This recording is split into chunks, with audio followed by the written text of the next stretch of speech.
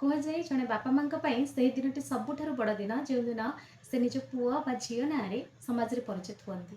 ମାତ୍ର 2 ବର୍ଷ 5 ମାସ ବୟସରେ ଆମ ପୁଅ ଆୟାଂଶ ଆମକୁ ସେହି ସୌଭାଗ୍ୟ ଦେଇଛି। ଏହି ସଫଳତା କେବଳ ତାର ନୁହେଁ, ଏହା ଭଗବାନଙ୍କ ଆଶୀର୍ବାଦ। ଯଦି ଆପଣଙ୍କ ପିଲାଙ୍କ ଭିତରେ ଏମିତି କିଛି ପ୍ରତିଭା ଅଛି ଯାହାକୁ ଆପଣ ଗୋଟେ ନ୍ୟାସନାଲ ପ୍ଲାଟଫର୍ମ ମାଧ୍ୟମରେ ଶୋ କରିବାକୁ ଚାହୁଁଛନ୍ତି, ତେବେ ଏହି ଭିଡ଼ିଓଟି ଆପଣମାନଙ୍କ ପାଇଁ। ନମସ୍କାର, ମୁଁ ଆୟାଂଶ ମା। ଓଡ଼ିଶାର ସବୁ ମା ଏବଂ ବାପାମାନଙ୍କୁ ମୋର ନମସ୍କାର। ଆମ ପିଲା ଭିତରେ କିଛି ନା କିଛି ଅଦ୍ଭୁତ ପ୍ରତିଭା ନିଶ୍ଚୟ ଥାଏ। ଆଉ ଆଜି ମୁଁ ଆପଣଙ୍କୁ ଜଣାଇବି ଆପଣଙ୍କର ପିଲାମାନଙ୍କର ସେହି ପ୍ରତିଭାକୁ ଇଣ୍ଡିଆ ବୁକ୍ ଅଫ୍ ରେକର୍ଡ ସାମ୍ନାକୁ କେମିତି ଆଣେ।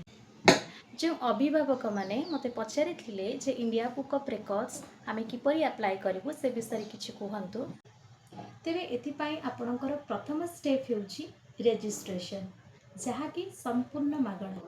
ଆପଣଙ୍କ ମୋବାଇଲରେ ଗୁଗଲକୁ ଯାଇ www.indiabookofrecords.in ସର୍ଚ୍ଚ କରନ୍ତୁ।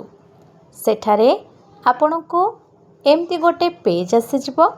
ଦେଖନ୍ତୁ ଏଇଠି ତଳେ ଚାଟ୍ ୱିଥ୍ ଅସ୍ ଗୋଟେ ହ୍ୱାଟ୍ସଆପ୍ର ଲୋଗୋ ରହିଛି, ଯେଉଁଥିରେ କ୍ଲିକ୍ କରି ଆପଣମାନେ ଚାଟ୍ କରିକି କଥା ମଧ୍ୟ ହେଇପାରିବେ ଯଦି ଆପଣଙ୍କର କୌଣସି ସହାୟତା ଲୋଡ଼ା ଥାଏ। ବାମ ପଟରେ ଥିବା 3 ବାର୍ରେ କ୍ଲିକ୍ କଲା ପରେ ଆପ୍ଲାଏରେ କ୍ଲିକ୍ କରନ୍ତୁ। ଆପ୍ଲାଏରେ କ୍ଲିକ୍ କଲା ପରେ ରେକର୍ଡ଼ ଆପ୍ଲିକେସନ୍ ଫର୍ମରେ କ୍ଲିକ୍ କରିବେ। ନେକ୍ସଟ ଆପଣଙ୍କ ପାଖରେ 5ଟି ଷ୍ଟେପ୍ ଆସିଯିବ। ଫର୍ଷ୍ଟ ଷ୍ଟେପ୍ରେ କ୍ଲିକ୍ କଲା ପରେ ଆପଣଙ୍କ ପାଖରେ ଇଣ୍ଡିଆ ବୁକ୍ ଅଫ୍ ରେକର୍ଡସ୍ ପାଇଁ ଆପ୍ଲିକେସନ୍ ଫର୍ମକୁ ଶୋ କରିବ, ଯେଉଁଥିରେ ରହିଛି ଆପଣଙ୍କର ନାଁ, ମୋବାଇଲ୍ ନମ୍ବର, ଜେଣ୍ଡର ସମସ୍ତ ଡିଟେଲ୍ସ ଆପଣ ଭରିବେ। ଯେହେତୁ ମୁଁ ପିଲା ପାଇଁ ଭରିଥିଲି ସେଇଥିପାଇଁ ମୁଁ ପିଲାର ନାଁ ଏଠି ଟାଇପ୍ କରୁଛି।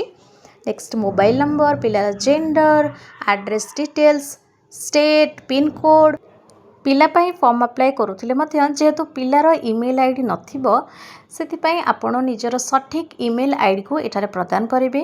ପିଲାର ସଠିକ୍ ଡେଟ୍ ଅଫ୍ ବାର୍ଥ, ଯେମିତିକି ମୋ ପୁଅ ଆୟାଂଶ, ତା'ର ଡେଟ୍ ଅଫ୍ ବାର୍ଥ ରହିଥିଲା 25 ଡିସେମ୍ବର 2023, ତ ମୁଁ ତା'ର ଡେଟ୍ ଅଫ୍ ବାର୍ଥକୁ ଠିକ୍ ଭାବରେ ଏଠି ଏଣ୍ଟର କରୁଛି। ଆପଣ ମଧ୍ୟ ଆପଣମାନଙ୍କ ପିଲାମାନଙ୍କର ସଠିକ୍ ଡେଟ୍ ଅଫ୍ ବାର୍ଥକୁ ଏଇଠି ଏଣ୍ଟର କରିବେ। ଯେହେତୁ ଆୟାଂଶ କମ୍ ଏଜ୍ର ଏବଂ ତା'ର କୌଣସି ଅକୁପେସନ୍ ନାହିଁ, ତେଣୁ ମୁଁ ଅକୁପେସନ୍ ଜାଗାରେ ନଟ୍ ଆପ୍ଲିକେବୁଲ୍ ବା NA ଲେଖିଥିଲି। ଅକୁପେସନ୍ ପରେ ରହିଛି କଣ୍ଟ୍ରି ଡିଟେଲ୍ସ। କଣ୍ଟ୍ରି ଡିଟେଲ୍ସରେ ଆପଣ ଏଠି ଚୁଜ୍ କରିବେ ଇଣ୍ଡିଆ। ନେକ୍ସଟ ଆସିଯିବ ଆପଣଙ୍କର ସଠିକ୍ ସିଟିକୁ ଆପଣ ଏଠାରେ ଏଣ୍ଟର କରିବେ। ନେକ୍ସଟ ରହିଯିବ ଆପଣଙ୍କର ଗ୍ରୁପ୍ ରେକର୍ଡ଼, ଯେ ଆପଣ ଗ୍ରୁପ୍ ରେକର୍ଡ଼ କରିବେ କିମ୍ବା ପିଲାର ଏକା ବା ସୋଲୋ ଆକ୍ଟିଭିଟିଜ୍। ତେଣୁ ଯେହେତୁ ଗ୍ରୁପ୍ ରେକର୍ଡ଼ ନାହିଁ, ଆପଣ ଏଠାରେ ନୋକୁ ଚୁଜ୍ କରିବେ।